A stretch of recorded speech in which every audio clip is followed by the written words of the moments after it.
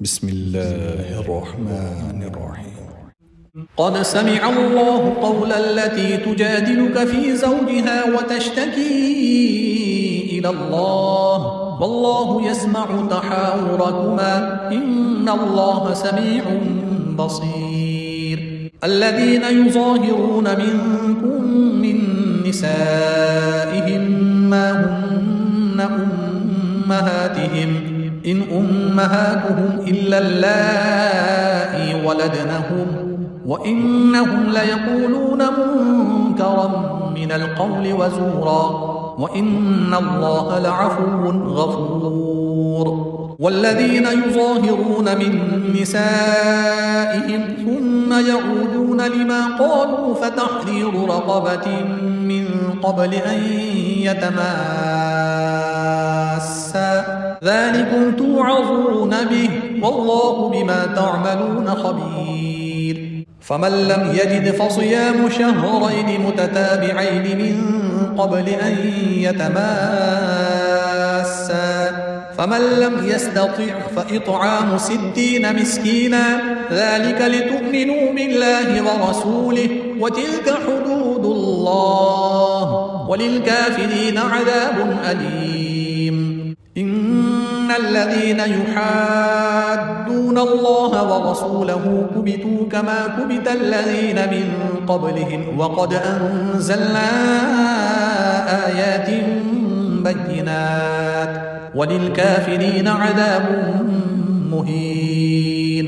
يوم يبعثهم الله جميعا فينبئهم بما عملوا أحصاه الله ونسوه والله على كل شيء شهيد.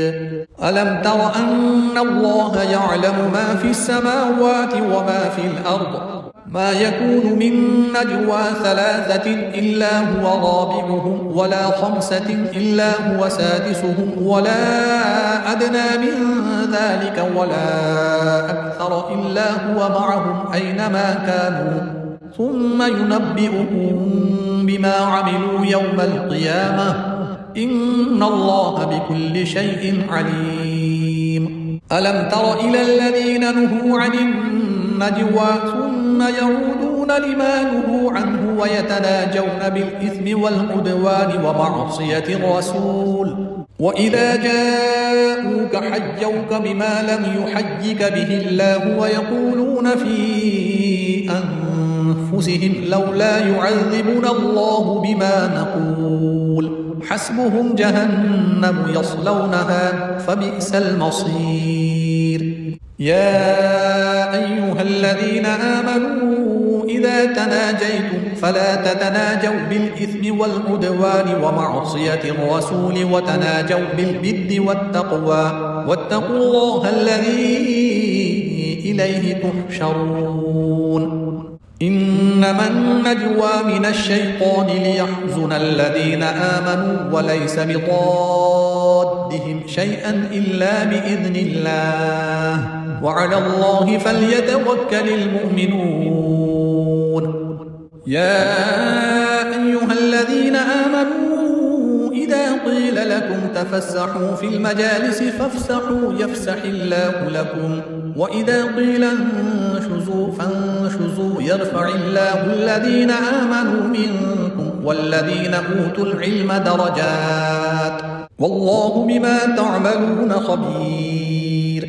يا أيها الذين آمنوا إذا ناجيتم الرسول فقدموا بين يدي نجواكم صدقة ذلك خير لكم وأطهر فإن لم تجدوا فإن الله غفور رحيم. أأشفقتم أن تقدموا بين يدي نجواكم صدقات فإذ لم تفعلوا وتاب الله عليكم فأقيموا الصلاة وآتوا الزكاة وأطيعوا الله ورسوله والله خبير بما تعملون.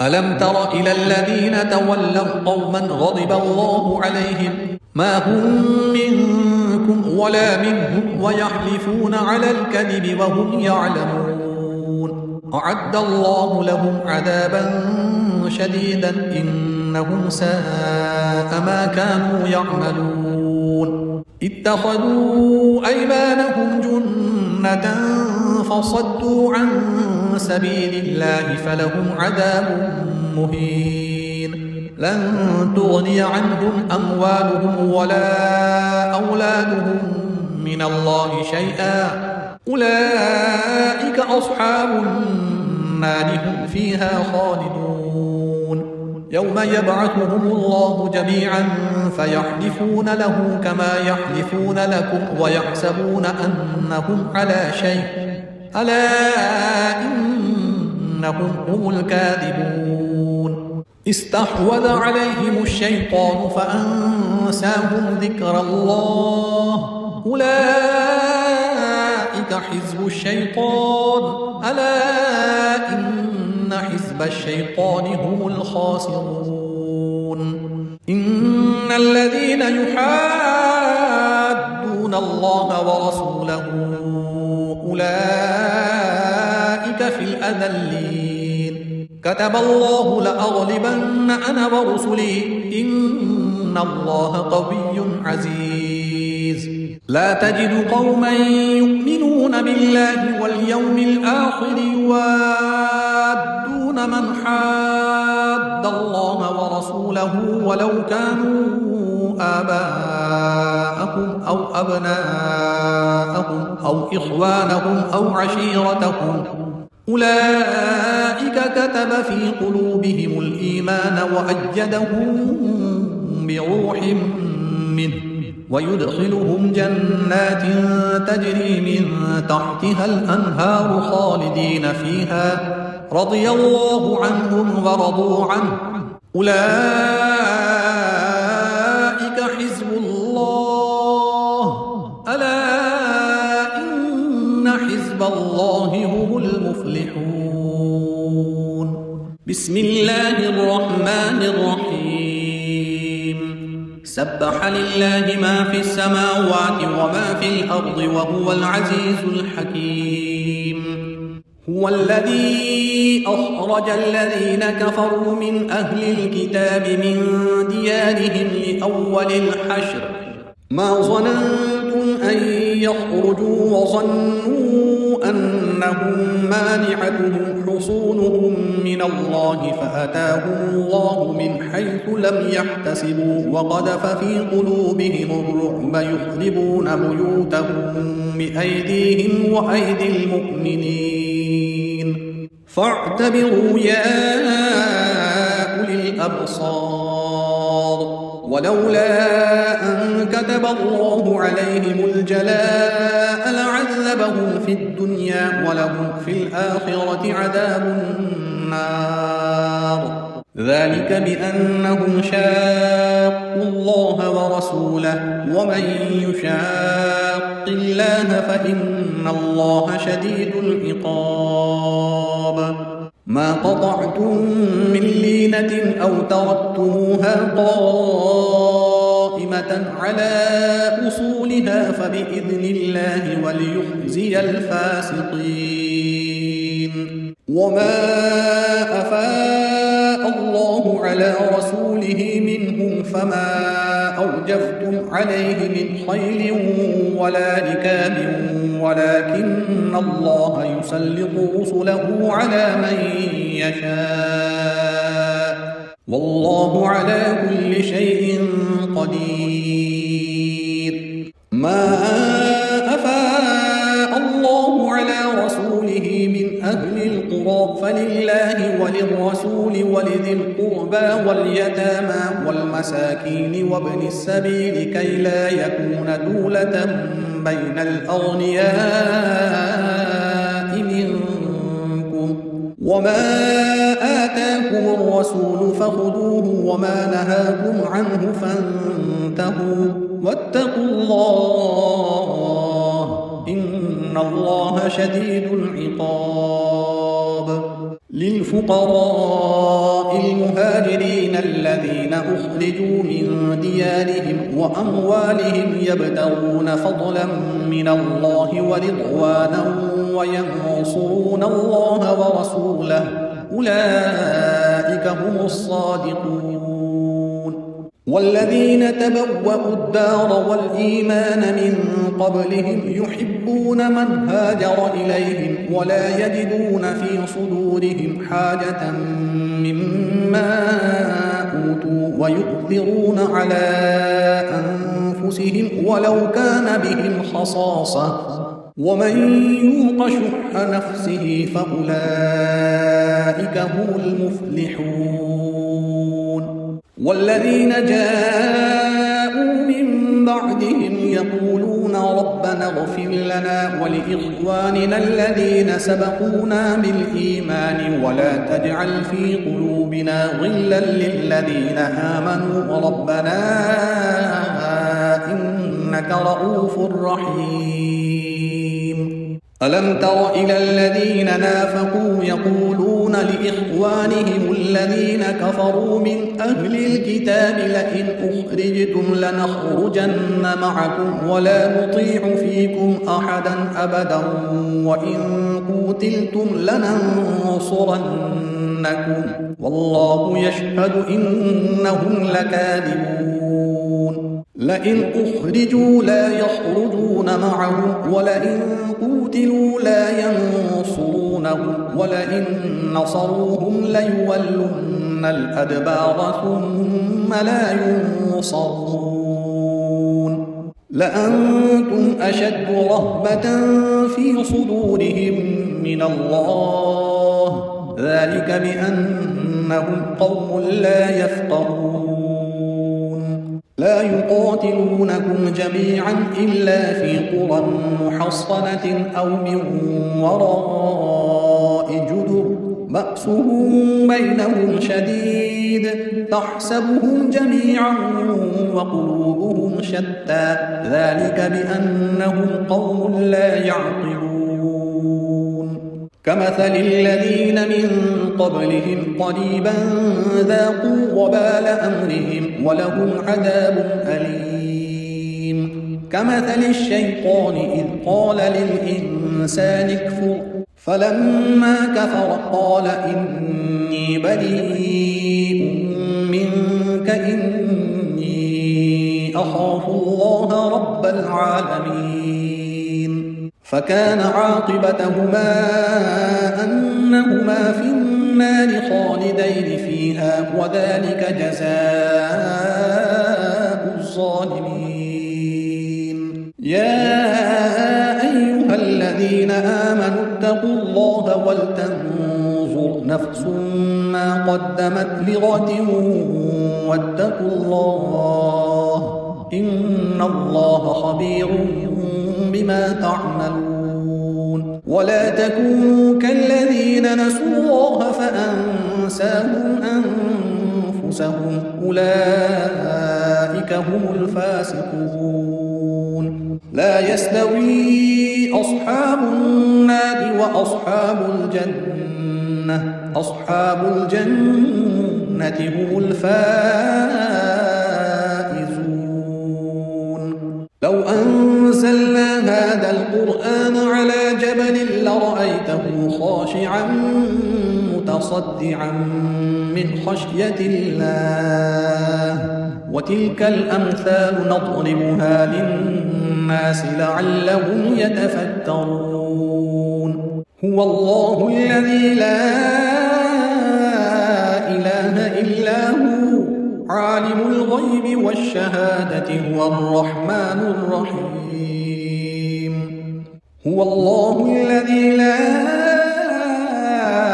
إله إلا هو الملك القدوس السلام المؤمن المهيمن العزيز الجبار المتكبر سبحان الله عما يشركون هو الله الخالق البارئ المصور له الأسماء الحسنى يسبح له ما في السماوات والأرض وهو العزيز الحكيم بسم الله الرحمن الرحيم يا أيها الذين آمنوا لا تتخذوا عدوي وعدوكم أولياء تلقون إليهم بالمودة المودة وقد كفروا بما جاءكم من الحق يخرجون الرسول وإياكم أن تؤمنوا بالله ربكم إن كنتم خرجتم جهادا في سبيلي وابتغاء مرضاتي تسرون إليهم بالمودة وأنا أعلم بما أخفيتم وما أعلنتم ومن يفعله منكم فقد ضل سواء السبيل إن يثقفوكم يكونوا لكم أعداء ويبسطوا إليكم أيديهم وألسنتهم بالسوء وودوا لو تكفرون لن تنفعكم أرحامكم ولا أولادكم يوم القيامة يفصل بينكم والله بما تعملون بصير قد كانت لكم أسوة حسنة في إبراهيم والذين معه إذ قالوا لقومهم إنا براء منكم ومما تعبدون من دون الله كفرنا بكم وبدا بيننا وبينكم العداوة والبغضاء أبدا حتى تؤمنوا بالله وحده إلا قول إبراهيم لأبيه لأستغفرن لك وما أملك لك من الله من شيء ربنا عليك توكلنا وإليك أنبنا وإليك المصير ربنا لا تجعلنا فتنة للذين كفروا واغفر لنا ربنا إنك أنت العزيز الحكيم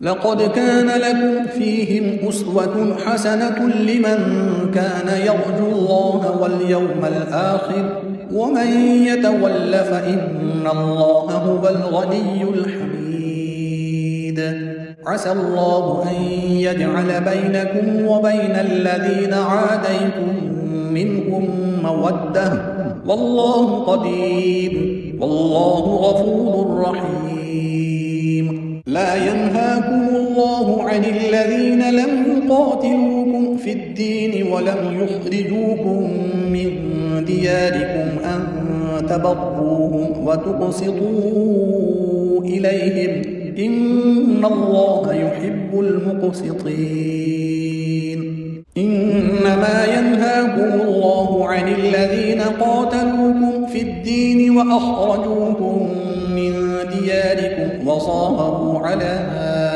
إخراجكم أن تولوهم ومن يتولهم فأولئك هم الظالمون يا أيها الذين آمنوا إذا جاءكم المؤمنات مهاجرات فامتحنوهن الله أعلم بإيمانهن فإن علمتموهن مؤمنات فلا ترجعوهن إلى الكفار لا هن حل لهم ولا هم يحلون لهم وآتوهم ما أنفقوا ولا جناح عليكم أن تنكحوهن إذا آتيتموهن أجورهن ولا تمسكوا بعصم الكوافر واسألوا ما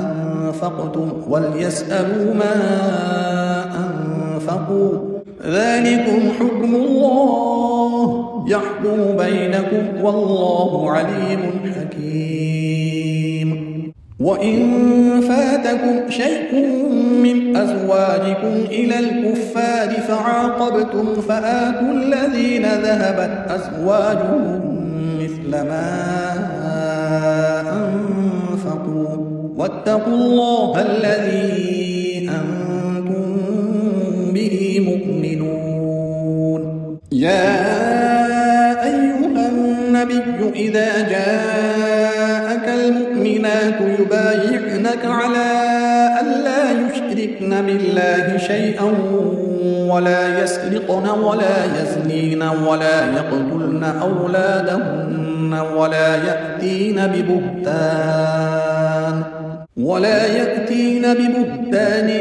يفترينه بين أيديهن وأرجلهن ولا يعصينك في معروف فبايعهن واستغفر لهن الله إن الله غفور رحيم. يا أيها الذين آمنوا لا تتولوا قوما غضب الله عليهم قد يئسوا من الآخرة كما يئس الكفار من أصحاب القبور. بسم الله الرحمن الرحيم. سبح لله ما في السماوات وما في الأرض وهو العزيز الحكيم. يا أيها الذين آمنوا لم تقولون ما لا تفعلون كبر مقتا عند الله أن تقولوا ما لا تفعلون إن الله يحب الذين يقاتلون في سبيله صفا كأنهم بنيان مرصوص. وإذ قال موسى لقومه يا قوم لم تؤذونني وقد تعلمون أني رسول الله إليكم فلما زاغوا أزاغ الله قلوبهم والله لا يهدي القوم الفاسقين. وإذ قال عيسى ابن مريم يا بني إسرائيل إني رسول الله إليكم مصدقا لما بين يدي من التوراة ومبشرا برسول يأتي من بعد اسمه أحمد. فلما جاءهم بالبينات قالوا هذا سحر مبين. ومن أظلم ممن افترى على الله الكذب وهو يدعى إلى الإسلام والله لا يهدي القوم الظالمين. يريدون ليطفئوا نور الله بأفواههم والله متم نوره ولو كره الكافرون. هو الذي أرسل رسوله بالهدى ودين الحق ليظهره على الدين كله ولو كره المشركون. يا أيها الذين آمنوا هل أدلكم على تجارة تنجيكم من عذاب أليم تؤمنون بالله ورسوله وتجاهدون في سبيل الله بأموالكم وأنفسكم ذلكم خير لكم إن كنتم تعلمون. يغفر لكم ذنوبكم ويدخلكم جنات تجري من تحتها الأنهار ومساكن طيبة في جنات عدن ذلك الفوز العظيم. وأخرى تحبونها نصر من الله وفتح قريب وبشر المؤمنين. يا أيها الذين آمنوا كونوا أنصار الله كما قال عيسى ابن مريم للحواريين من أنصاري إلى الله قال الحواريون نحن أنصار الله فآمنت طائفة من بني إسرائيل وكفرت طائفة فأيدنا الذين آمنوا على عدوهم فأصبحوا ظاهرين. بسم الله الرحمن الرحيم. يسبح لله ما في السماوات وما في الأرض الملك القدوس العزيز الحكيم. هو الذي بعث في الأميين رسولا منهم يتلو عليهم آياته ويزكيهم ويعلمهم الكتاب والحكمة وإن كانوا من قبل لفي ضلال مبين. وآخرين منهم لما يلحقوا بهم وهو العزيز الحكيم. ذلك فضل الله يؤتيه من يشاء والله ذو الفضل العظيم. مثل الذين حملوا التوراة ثم لم يحملوها كمثل الحمار يحمل أسفارا بئس مثل القوم الذين كذبوا بآيات الله والله لا يهدي القوم الظالمين. قل يا أيها الذين هادوا إن زعمتم أنكم أولياء لله من دون الناس فتمنوا الموت إن كنتم صادقين ولا يتمنونه أبدا بما قدمت أيديهم والله عليم بالظالمين. قل إن الموت الذي تفرون منه فإنه ملاقيكم ثم تردون إلى عالم الغيب والشهادة فينبئكم بما كنتم تعملون. يا أيها الذين آمنوا إذا نودي للصلاة من يوم الجمعة فاسعوا إلى ذكر الله وذروا البيع ذلكم خير لكم إن كنتم تعلمون. فإذا قضيت الصلاة فانتشروا في الأرض وابتغوا من فضل الله واذكروا الله كثيرا لعلكم تفلحون. وإذا رأوا تجارة أو لهوا انفضوا إليها وتركوك قائما قل ما عند الله خير من اللهو ومن التجارة والله خير الرازقين. بسم الله الرحمن الرحيم. إذا جاءك المنافقون قالوا نشهد إنك لرسول الله والله يعلم إنك لرسوله والله يشهد إن المنافقين لكاذبون. اتخذوا أيمانهم جنة فصدوا عن سبيل الله إنهم ساء ما كانوا يعملون. ذلك بأنهم آمنوا ثم كفروا فطبع على قلوبهم فهم لا يفقهون.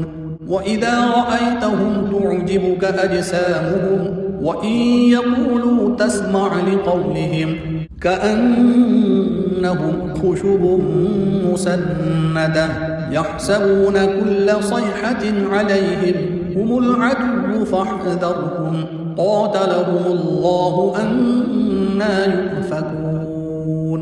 وإذا قيل لهم تعالوا يستغفر لكم رسول الله لووا رؤوسهم ورأيتهم يصدون وهم مستكبرون. سواء عليهم أستغفرت لهم أم لم تستغفر لهم لن يغفر الله لهم إن الله لا يهدي القوم الفاسقين. هم الذين يقولون لا تنفقوا على من عند رسول الله حتى ينفضوا ولله خزائن السماوات والأرض ولكن المنافقين لا يفقهون. يقولون لئن رجعنا إلى المدينة ليخرجن الأعز منها الأذل ولله العزة ولرسوله وللمؤمنين ولكن المنافقين لا يعلمون. يا أيها الذين آمنوا لا تلهكم أموالكم ولا أولادكم عن ذكر الله ومن يفعل ذلك فأولئك هم الخاسرون. وأنفقوا مما رزقناكم من قبل أن يأتي أحدكم الموت فيقول رب لولا أخرتني إلى أجل قريب فأصدق وأكن من الصالحين. ولن يؤخر الله نفسا إذا جاء أجلها والله خبير بما تعملون. بسم الله الرحمن الرحيم. يسبح لله ما في السماوات وما في الأرض له الملك وله الحمد وهو على كل شيء قدير. هو الذي خلقكم فمنكم كافر ومنكم مؤمن والله بما تعملون بصير. خلق السماوات والأرض بالحق وصوركم فأحسن صوركم وإليه المصير. يعلم ما في السماوات والأرض ويعلم ما تسرون وما تعلنون والله عليم بذات الصدور. ألم يأتكم نبأ الذين كفروا من قبل فذاقوا وبال أمرهم ولهم عذاب أليم. ذلك بأنه كانت تأتيهم رسلهم بالبينات فقالوا أبشر يهدوننا فكفروا وتولوا واستغنى الله والله غني حميد. زعم الذين كفروا أن لن يبعثوا قل بلى وربي لتبعثن ثم لتنبؤن بما عملتم وذلك على الله يسير. فآمنوا بالله ورسوله والنور الذي أنزلنا والله بما تعملون خبير. يوم يجمعكم ليوم الجمع ذلك يوم التغابن ومن يؤمن بالله ويعمل صالحا يكفر عنه سيئاته ويدخله جنات تجري من تحتها الأنهار خالدين فيها أبدا ذلك الفوز العظيم. والذين كفروا وكذبوا بآياتنا أولئك أصحاب النار خالدين فيها وبئس المصير. ما أصاب من مصيبة إلا بإذن الله ومن يؤمن بالله يهد قلبه والله بكل شيء عليم. وأطيعوا الله وأطيعوا الرسول فإن توليتم فإنما على رسولنا البلاغ المبين. الله لا إله إلا هو وعلى الله فليتوكل المؤمنون. يا أيها الذين آمنوا إن من أزواجكم وأولادكم عدوا لكم فاحذروهم وإن تعفوا وتصفحوا وتغفروا فإن الله غفور رحيم. إنما أموالكم وأولادكم فتنة والله عنده أجر عظيم. فاتقوا الله ما استطعتم واسمعوا وأطيعوا وأنفقوا خيرا لأنفسكم ومن يوق شح نفسه فأولئك هم المفلحون. إن تقرضوا تقرضوا الله قرضا حسنا يضاعفه لكم ويغفر لكم والله شكور حليم عالم الغيب والشهادة العزيز الحكيم بسم الله الرحمن الرحيم يا أيها النبي إذا طلقتم النساء فطلقوهن لعدتهن وأحصوا العدة واتقوا الله ربكم لا تخرجوهن من بيوتهن ولا يخرجن إلا أن يأتين بفاحشة مبينة وتلك حدود الله ومن يتعد حدود الله فقد ظلم نفسه لا تدري لعل الله يحدث بعد ذلك أمرا فإذا بلغن أجلهن فأمسكوهن بمعروف أو فارقوهن بمعروف وأشهدوا ذوي عدل منكم وأقيموا الشهادة لله ذلكم يوعظ به من كان يؤمن بالله واليوم الآخر ومن يتق الله يجعل له مخرجا ويرزقه من حيث لا يحتسب ومن يتوكل على الله فهو حسبه إن الله بالغ أمره قد جعل الله لكل شيء قدرا واللائي يئسن من المحيض من نسائكم إن ارتبتم فعدتهن 3 أشهر واللائي لم يحضن وأولاة الأحمال أجلهن أن يضعن حملهن ومن يتق الله يجعل له من أمره يسرا ذلك أمر الله أنزله إليكم ومن يتق الله يكفر عنه سيئاته ويعظم له أجرا أسكنوهن من حيث سكنتم من وجدكم ولا تضادوهن لتضيقوا عليهن وإن كن أولات حمل فأنفقوا عليهن حتى يضعن حملهن فإن أرضعن لكم فآتوهن أجورهن وأتمروا بينكم بمعروف وإن تعاسرتم فسترضع له أخرى لينفق ذو سعة من سعته ومن قدر عليه رزقه فلينفق مما آتاه الله لا يكلف الله نفسا إلا ما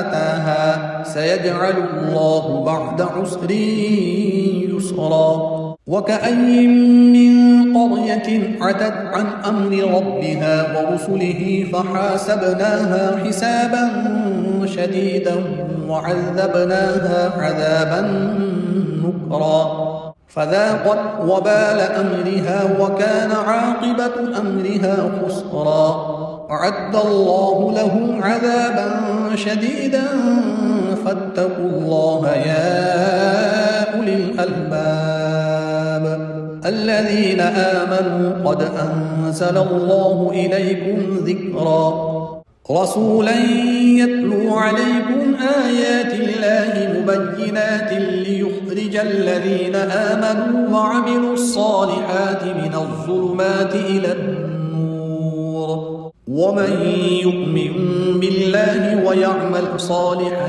يدخله جنات تجري من تحتها الأنهار خالدين فيها أبدا قد أحسن الله له رزقا الله الذي خلق 7 سماوات ومن الأرض مثلهن يتنزل الأمر بينهن لتعلموا أن الله على كل شيء قدير وأن الله قد أحاط بكل شيء علما بسم الله الرحمن الرحيم.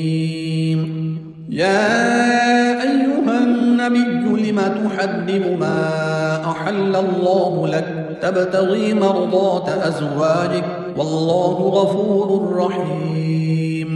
قد فرض الله لكم تحلة أيمانكم والله مولاكم وهو العليم الحكيم.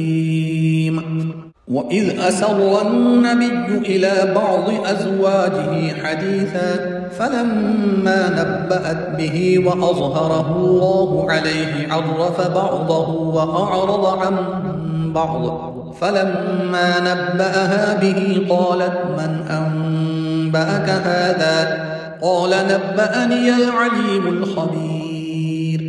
إن تتوبا إلى الله فقد صغت قلوبكما وإن تظاهرا عليه فإن الله هو مولاه وجبريل وصالح المؤمنين والملائكة بعد ذلك ظهير. عسى ربه إن طلقكن أن يبدله أزواجا خيرا منكن مسلمات مؤمنات قانتات تائبات عابدات سائحات ثيبات وأبكارا. يا أيها الذين آمنوا قوا أنفسكم وأهليكم نارا وقودها الناس والحجارة عليها ملائكة غلاظ شداد لا يعصون الله ما أمرهم ويفعلون ما يؤمرون. يا أيها الذين كفروا لا تعتذروا اليوم إنما تجزون ما كنتم تعملون. يا أيها الذين آمنوا توبوا إلى الله توبة نصوحا. عسى ربكم أن يكفر عنكم سيئاتكم ويدخلكم جنات تجري من تحتها الأنهار يوم لا يخزي الله النبي والذين آمنوا معه نورهم يسعى بين أيديهم وبأيمانهم يقولون ربنا أتمم لنا نورنا واغفر لنا إنك على كل شيء قدير. يا أيها النبي جاهد الكفار والمنافقين واغلظ عليهم ومأواهم جهنم وبئس المصير. ضرب الله مثلا للذين كفروا امرأة نوح وامرأة لوط كانتا تحت عبدين من عبادنا صالحين فخانتاهما فلم يغنيا عنهما من الله شيئا وقيل ادخلا النار مع الداخلين. وضرب الله مثلا للذين آمنوا امرأة فرعون إذ قالت رب ابن لي عندك بيتا في الجنة ونجني من فرعون وعمله ونجني من القوم الظالمين. ومريم ابنة عمران التي أحصنت فرجها فنفخنا فيه من روحنا وصدقت بكلمات ربها وكتبه وكانت من القانتين.